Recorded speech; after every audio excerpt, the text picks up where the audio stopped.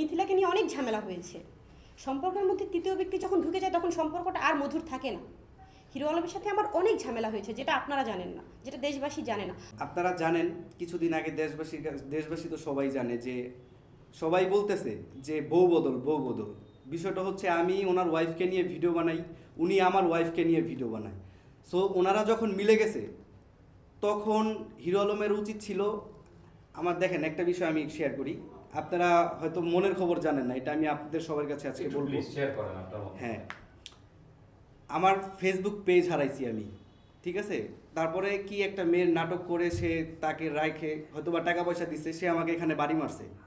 তারপরে আমাকে মারলো, আমি থানায় অভিযোগ দিব, আমি অভিযোগ দেওয়ার আগে সে অভিযোগ দিয়ে আমাকে ওই রাত্রে ওইখানে রেখে আমাদেরকে থানায় পাঠিয়ে দিছে।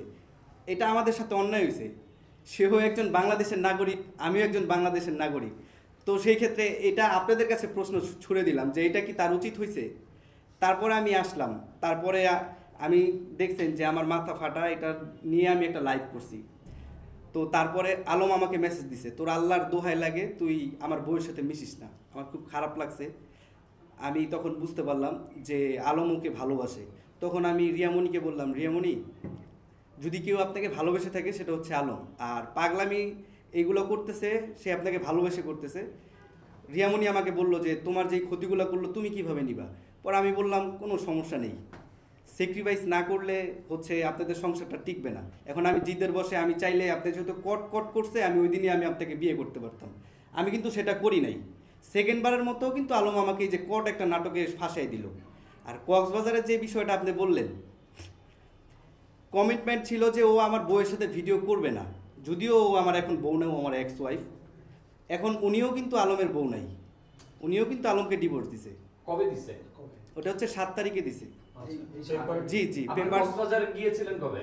আমি কক্সবাজার গিয়েছিলাম হচ্ছে আপনার আপনাদের দেখা হয়েছিল 6 তারিখে। 6 তারিখে, তার মানে আপনাদের কোর্ট দেওয়ার পর, আপনাদের ভাষায় হোক হিরো আলমের ভাষায় হোক, আপনাদেরকে হাতে নাতে ধরার পর, কোর্ট দেওয়ার পর আপনারা বিয়ে করেন। হাতে নাতে ধরা কাকে বলে ভাইয়া? আমাদেরকে কি আমি কিন্তু আপত্তিকর ওদের অবস্থা ভাষায় বলছি দেখেছে? আর কি, আমি কিন্তু আমার ভাষায় বলিনি, সাংবাদিকের কোনো ভাষা নাই, আমি কিন্তু আমাদের ভাষায় বলিনি। আমরা হিরো আলমের ভাষায় বা আমরা সোশ্যাল মিডিয়ায় বিভিন্ন জায়গায় দেখছি যে আপনাদেরকে হাতে নাতে ধরার পর বা একই জায়গায় পাওয়ার পর আপনারা বিয়ার সিদ্ধান্তটা নিয়ে ফেললেন, এই তো? ঠিক আছে ভাই, আমি একটু ক্লিয়ার করি।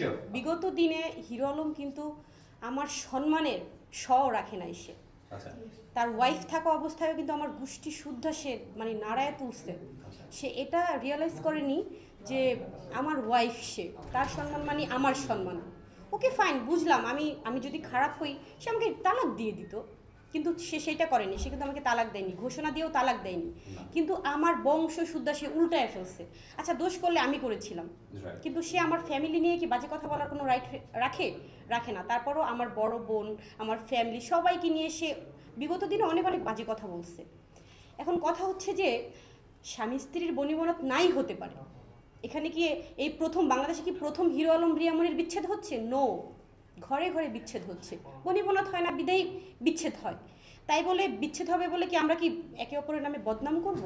না, বদনাম করব না, তবে সত্যিটা জানাতে হয়। আচ্ছা, আপনি এত কিছু জানার পরেও হিরো আলম আপনাকে কিন্তু এই প্রথম ছোট করেনি, আপনাকে এই ঘটনা ঘটার আগেও অনেকবার আপনাকে হেয় করেছে। আপনি কেন তারপরেও আবার নতুন করে, অনেকে বলে নাটক, আপনি কেন আবার হিরো আলমের কাছে গেলেন? তখনই আপনি ম্যাক্সুদের কাছে চলে যেতেন। আমি তার কাছে ব্যাগ দিয়েছি ভালোবাসাটা নিয়ে। আমরা যেহেতু ভালোবেসে বিয়ে করেছিলাম, আমার ফ্যামিলির কেউ হচ্ছে এটা মেনে নেয়নি। ফার্স্ট টাইম যখন ওনার সাথে আমার সম্পর্ক হয়, আমি বিয়ে করার যখন ফ্যামিলিকে বলি যে আমি ওনাকে বিয়ে করব, কেউ মেনে নেয়নি। মিডিয়াতে আমার বংশের খুব কম লোকই আছে, তো সবার বিরুদ্ধে গিয়ে আমি তাকে বিয়ে করি। আমি আলমকে অনেক বোঝাই যে সবার বিরুদ্ধে গিয়ে আমি তোমাকে বিয়ে করেছি। আমি অন্যায় করলে আমার অন্যায় তুমি আমাকে শাসাও, কিন্তু তুমি হুট করে মিডিয়ার সামনে কেন চলে আসো? এর আগে অনেকবার রিয়াজের সাথে তো আমার সেদিন দেখা হয়েছে, মিথিলা তো সেদিন আসেনি। মিথিলা তো আসছে 1 বছর যাবত। 1 বছর যাবত আমি যে কত কিছু ফেস করেছি এটা তো আমি ক্যামেরার সামনে এসে বলিনি। আমি অনেক কিছু ফেস করেছি। এই মিথিলাকে নিয়ে কত গায়ে হাত তুলেছে, আমাকে মেরেছে সে। মিথিলাকে নিয়ে অনেক ঝামেলা হয়েছে। সম্পর্কের মধ্যে তৃতীয় ব্যক্তি যখন ঢুকে যায় তখন সম্পর্কটা আর মধুর থাকে না। হিরো আলমের সাথে আমার অনেক ঝামেলা হয়েছে, যেটা আপনারা জানেন না, যেটা দেশবাসী জানে না। বন্ধ ঘরে আমি অনেক অত্যাচার সহ্য করেছি, অনেক ঝগড়া করেছি, স্বাভাবিক, এটা করবই। আমি তো আমার হাজবেন্ডের ভাগ কাউকে দিতে চাইবো না, তাই না? কিন্তু তারপরও সব কিছু মিলিয়ে যখন দেখলাম না আর পারছি না, আমার তখনই উচিত ছিল যে তাকে ডিভোর্স করা। আমার তখনই তাকে ডিভোর্স করা উচিত ছিল, কিন্তু আমি হয়তো আমার সিদ্ধান্তে ভুল ছিল।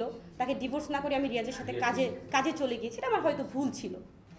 মানে যে ভুলটা হিরো আলম করেছিল আপনার এই ইতির সাথে, আপনি সেই একই ভুলটাই করেছেন। নো, আমি তো আর রিয়াজকে বিয়ে করে ফেলিনি। একজন হাজবেন্ড থাকা অবস্থায় তো আমি ওনাকে বিয়ে করিনি।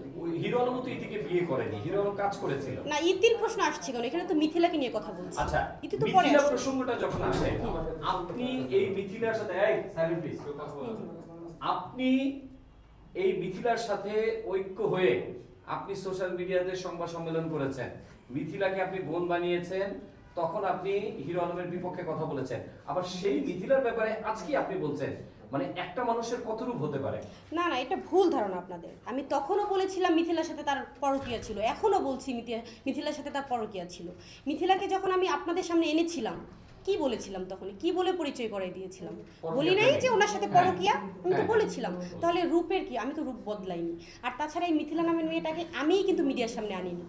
সে বগুড়াতে দেখবেন হসপিটালে পড়েছিল, সে চেম্বারে ভর্তি হয়েছিল, সেখানে অনেকেই ভিডিও করেছে, অনেকেই তার বিষয়ে জেনেছে। তারপরে আমি সংবাদ দেখেই আমি এর সাথে যোগাযোগ করি যে ঠিক আছে, তুমি যেহেতু দেশবাসীকে জানাতে চাচ্ছ আলম তোমার প্রতি অন্যায় করেছে, সে তোমার প্রতিও অন্যায় করেছে, আমার প্রতিও অন্যায় করেছে, তো আমি ক্লিয়ার করে দিয়েছি বিষয়টা। এখানে তো আমার কোনো অন্যায় আমি দেখছি না। তারপরে এই মিথিলা নামের মেয়েটা এসে আমার সাথে মিশে সে আমার নামই বদনাম করেছে। তাকে আমি রাস্তায় পড়েছিল, একদম বিচ্ছিরি একটা অবস্থা ছিল মেয়েটার। হিরো আলম এটা ইউজ করে রাস্তায় ফেলে দিয়েছিল। আমি একে তুলে এনে আমার বাসায় রেখেছিলাম। পরবর্তীতে সে আমাকে নিয়ে অনেক বাজে কথা বলেছে। এই যে ইতি চৌধুরী নামের মেয়েটা, এও তো আমাকে নিয়ে কত জঘন্য কথা বলেছে। আমি একটা বার্ড ডান্সার। আপনারা এখন খোঁজ নিয়ে দেখেন, এই ইতি চৌধুরী নামের মেয়েটা এখন বার্ড ডান্সার, সে এখন বারে গিয়ে ডান্স করে। সো আল্লাহ পাক ছাড় দেয় কিন্তু ছেড়ে দেয় না, ঠিক আছে? সে আমাকে যে মিথ্যা অপবাদটা দিয়েছিল, সে সেই জায়গাটা এখন পৌঁছে গিয়েছে, সেই এখন একটা বার্ড ডান্সার। সো আর কিছু ভাইয়া প্রশ্ন থাকলে করেন। আরেকটা বিষয় হচ্ছে এই যে হিরো আলম, অভি হিরো আলম, এই যে আপনাদের ডিগবাজিটা চলতেছে, এটা কি মূলত ভাইরাল হওয়ার নেশাই চলতেছে?